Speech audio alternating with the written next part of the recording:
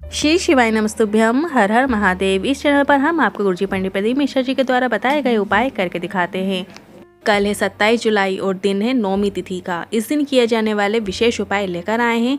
सावन अधिक मास की नौमी तिथि अपने आप में ही बहुत ही विशेष होती है और इस दिन किए जाने वाले उपाय गुरुजी पंडित प्रदीप मिश्रा जी के द्वारा बताए गए हैं। ये उपाय गुरुजी ने पिछले वर्ष जो सावन शिव महापुराण कथा हुई थी उस कथा में बताए थे।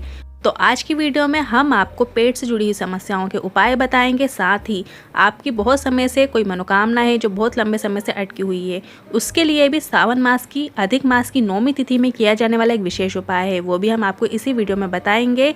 और अगर आपका कर्जा बहुत अधिक हो गया है, आप उस कर्जे से निकल ही नहीं पा रहे हो, आपने सब कुछ करके देख लिया, सबके हाथ पांव जोड़ लिए, पर आप उस कर्जे से निकल नहीं पा रहे हो, तो सावन अधिक मास की एक दशमी तिथि आती है, चाहे वो कृष्ण पक्ष की हो चाहे शुक्ल पक्ष की हो। ये उपाय आप सावन अधिक मास की दशमी तिथि में भी कर सकते हैं, जो कि 28 जुलाई को रहेगी। इसमें शिव जी का श्रृंगार किया जाता है। शिव जी का श्रृंगार किस तरीके से करना है वो भी हम आपको वीडियो में बताएंगे। बढ़ते हैं पहले उपाय की तरफ। यदि आपकी पेट से जुड़ी हुई समस्या है, उदर से जुड़ी हुई समस्या है, चाहे कब्ज हो चाहे एसिडिटी हो, कुछ भी पेट से जुड़ी हुई समस्या है, आपकी कुछ ना कुछ पेट में समस्या रहती ही है, तो आपको नौमी तिथि के दिन मतलब 27 जुलाई को ये उपाय करना है। आपको 7 दूर्वा लेना है। 7 दूर्वा ले लीजिए और सातों दूर्वा को आपको एक साथ रखना है। एक साथ करके माता अशोक सुंदरी का जहाँ स्थान है, शिवलिंग में जो बीच में मोटी लाइन होती है अशोक सुंदरी माता का स्थान है, वो 7 दूर्वा को आपको अशोक सुंदरी माता के स्थान पर स्पर्श कराना है। आपको अर्पित नहीं करना है, सिर्फ आपको स्पर्श कराना है। इसके बाद वो सातों दूर्वा को वहाँ से उठाकर आपको शिवलिंग के ऊपर अर्पित करना है। शिवलिंग में भी आपको ऐसे अर्पित करना है जो दूर्वा की डंडी है वो जलाधारी की ओर हो। इसके बाद शिवलिंग पे अर्पित करने के बाद वापस आपको उठाकर जो जलाधारी में मतलब शिवलिंग में जो गणेश जी का स्थान होता है लेफ्ट साइड, वहाँ पर आपको वो 7 दूर्वा अर्पित कर देना है। इसके बाद वहाँ से भी आपको उठा लेना है, हाटकेश्वर महादेव का नाम लेना है। मतलब जब आप गणेश जी के ऊपर अर्पित कर देंगे और जब गणेश जी के स्थान से वो दूर्वा उठाएंगे तो आपको हाटकेश्वर महादेव का स्मरण करना है। पेट से जुड़े हुए उदर से जुड़े हुए रोगों के लिए हाटकेश्वर महादेव का नाम लिया जाता है।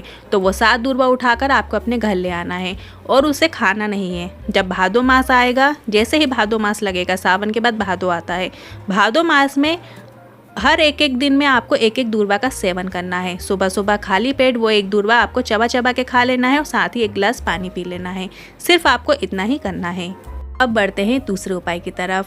इस सावन मास की नौमी तिथि में मतलब 27 जुलाई के दिन आपको ये उपाय करना है। इस उपाय को करने के लिए आपको 2 कटोरी लेना है या 2 गिलास ले सकते हैं और साथ ही आपको 5 बेलपत्र लेना है। 5 बेलपत्र आपको ऐसे लेना है जो कहीं से भी खंडित ना हो, पूर्ण हो। 2 पात्र लिए हैं आपने। एक पात्र में आपको कच्चा दूध लेना है और दूसरे पात्र में आपको जल ले लेना है। शिव मंदिर लेकर जाइएगा।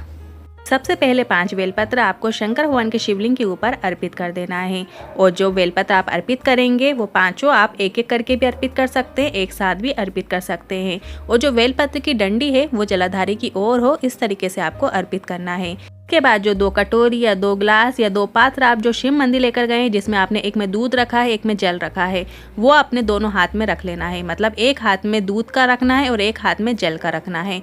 फिर शंकर भगवान की शिवलिंग पर वो दूध की धार और जल की धार एक साथ समर्पित करना है। तो व्यक्ति सावन मास की नौमी तिथि के दिन जल की धार, दूध की धार और साथ ही 5 बेलपत्र शंकर भगवान की शिवलिंग पर अर्पित करता है, उसकी जो मन में इच्छा होती है, जो भी उसकी मनोकामना होती है, वो निश्चित ही पूर्ण होती है। सावन अधिक मास की नौमी तिथि बहुत ही विशेष होती है। इस दिन आप ये उपाय ज़रूर कीजिएगा। आपके मन की जो इच्छाएं होंगी, जो आप चाहोगे वो आपको ज़रूर मिलेगा। बढ़ते हैं तीसरे उपाय की ओर। यदि आपके ऊपर बहुत अधिक मात्रा में कर्जा है, आप कर्जा बढ़ता ही चला जा रहा है, आप कर्जा चुकाने का बहुत अधिक प्रयास भी कर रहे हैं पर कर्जा चुक ही नहीं रहा है, आपने सब जगह हाथ जोड़ लिए हैं पर आपका कर्जा चुक ही नहीं रहा है, आपके पास धन संपदा बढ़ ही नहीं रही है, लक्ष्मी प्राप्ति हो ही नहीं रही है, तो आपको इस सावन अधिक मास की दशमी तिथि में विशेष उपाय करना है, क्योंकि 28 जुलाई को पड़ रही है। सावन अधिक मास की दशमी तिथि 28 जुलाई के दिन है। इसके अलावा सावन मास की तिथि में भी आप दशमी तिथि में ये उपाय कर सकते हैं। सावन अधिक मास की दशमी तिथि के दिन शाम के समय प्रदोष काल के समय आपको शिव मंदिर जाना है। साथ ही आपको 10 शमी पत्र लेना है।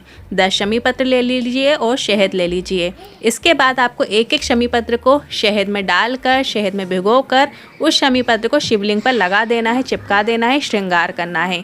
सावन अधिक मास की दशमी तिथि के दिन जो व्यक्ति शंकर भगवान की शिवलिंग का श्रृंगार करता है, वो भी शमी पत्र का शहद के साथ श्रृंगार करता है, उसके ऊपर कितना ही बड़ा कर्जा क्यों ना हो, वो जरूर चूकता है। आप करके ज़रूर देखिएगा और अगली जब दशमी तिथि आएगी आप खुद देखिएगा कि आपका कर्जा कितना चूक गया है। सावन में पड़ने वाली दशमी तिथि में भी आप ये उपाय कर सकते हैं। बढ़ते हैं अगले चौथे उपाय की तरफ। इस सावन अधिक मास में आपने अभी तक ये उपाय नहीं किया है तो कल के दिन आप ये उपाय ज़रूर कीजिए। आप 108 चीज़ कोई भी शंकर भगवान की शिवलिंग पर अर्पित कर सकते हैं। आप चाहो तो 108 चावल के दाने अर्पित कीजिए, 108 मूंग के दाने अर्पित कीजिए, 108 पीले पुष्प भी अर्पित कर सकते हैं। जो भी सामग्री है 108 की संख्या में लेना है आपको, शंकर भगवान की शिवलिंग पर अर्पित कर दीजिए। क्योंकि कल सावन अधिक मास की नौमी तिथि है, मतलब 27 जुलाई को नौमी तिथि पड़ रही है। ये बहुत ही विशेष तिथि है और इस दिन यदि आप 108 चीज़ चाहे कुछ भी आप यदि शंकर भगवान की शिवलिंग पर अर्पित करते हैं तो उसका फल आपको निश्चित ही मिलता है। आपकी जो भी मनोकामना होती है वो निश्चित ही पूर्ण होती है। अब बढ़ते हैं अगले 5वें उपाय की ओर। यदि अभी तक आपने 2 कलश से जल शंकर भगवान की शिवलिंग पर अर्पित नहीं किया है तो इस सावन अधिक मास की नौमी तिथि में आपको 2 कलश से जल जरूर अर्पित करना है। जब आप घर से निकलो तो एक के ऊपर एक कलश जल अपने एक हाथ में रखकर निकल जाइए। इसके बाद आपको जब मंदिर के द्वार तक पहुंच जाइए, मंदिर के द्वार से पहले आपको वो दोनों कलश का जल अपने दोनों हाथों में रख लेना है। मतलब एक हाथ में एक कलश, इस तरीके से दोनों हाथों में दोनों कलश का जल रखकर आपको शंकर भगवान की शिवलिंग के पास जाना है और इसके बाद 2 धार से जल अर्पित कीजिए। आप चाहो तो गणेश जी के स्थान पर भी 2 धार अर्पित कर सकते हैं, कार्तिकेय जी के स्थान पर भी अर्पित कर सकते हैं, अशोक सुंदरी माता के स्थान पर अर्पित कीजिए। फिर जो गोल कटी भाग होता है वहाँ पर भी जल अर्पित कीजिए। और जया, विशेरा, सामरीवारी, दोतली देव, शंकर भगवान की जो 5 पुत्रियाँ हैं ऊपर यदि जलाधारी लगी है तो वहाँ पर भी थोड़ा सा जल अर्पित कीजिए। फिर अंत में पूरा जल शंकर भगवान की शिवलिंग पर 2 धार से धीमी धीमी धार से आपको अर्पित कर देना है। फिर जलाधारी से आ रहे जल को अपने जल कलश के अंदर ले लीजिए। वो जल अपने घर में जरूर सिंचन कीजिए। आपके घर में किसी भी चीज़ की कमी नहीं होगी। जो व्यक्ति सावन मास की नौमी तिथि में 2 लोटे से जल अर्पित करता है उसके घर धन संपदा से भरा रहता है और उसके घर में रोग बीमारी भी दूर रहती हैं।